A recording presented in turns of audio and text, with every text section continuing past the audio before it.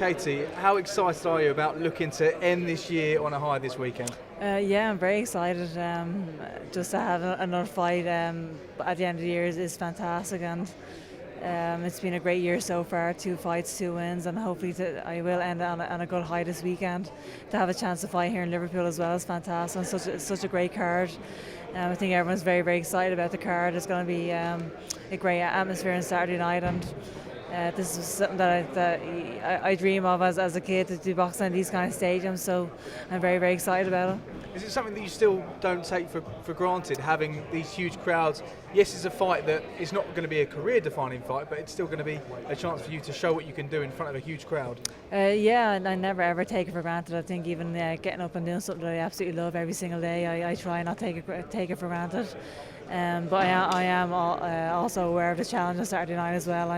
I'm prepared for a tough fight. I'm prepared for a tough 10-round battle, and I will be prepared for whatever comes my way on Saturday night.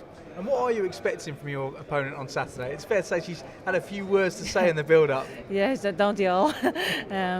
Yeah, I mean she has been fairly vocal, I think, over the last few weeks. But yeah, I mean I knew of Sharipova even in the amateur days.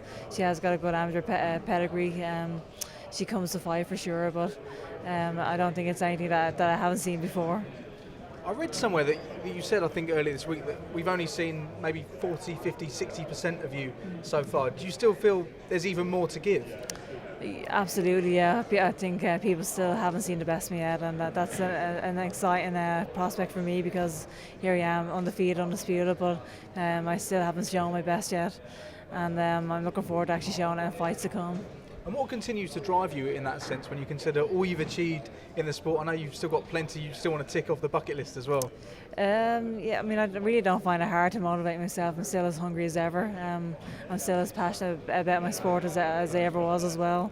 But there's still so much more to do and to give in the sport as well. I mean, there's some huge mega fights out there for me, some of the biggest fights in boxing, and to have a chance to actually be involved in those big fights is incredible, and having a chance to actually become a multiple-weight undisputed champion as well is huge. So there's still so many things to actually do out there.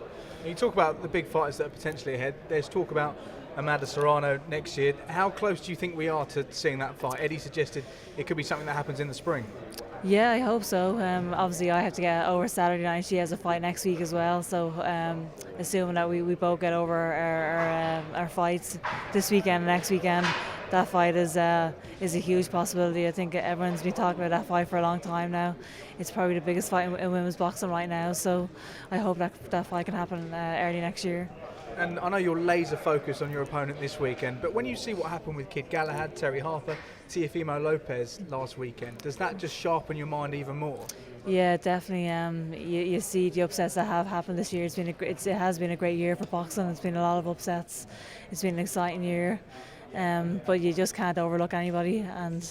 And I think when you do start getting complacent, that's when you do start losing fights as well. So I'm well aware of that, and anything can happen in boxing. That's what makes it such a great sport. It's such an unpredictable sport at times. So you have to be in, as I said, like razor sharp each time and then laser focus.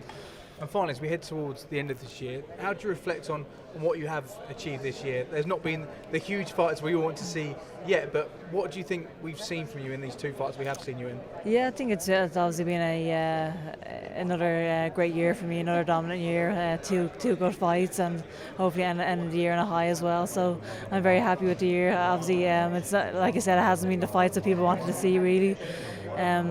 But hopefully I get by on Saturday night, and those big fights will happen next year. But I'm very happy with how the year went. How much pressure are you putting on Eddie to make those fights happen next year? Well, that's his job, I guess. So he hasn't steered me too far wrong so far. So I am standing here 19-0, undisputed champion, and I can't wait for those big fights to happen.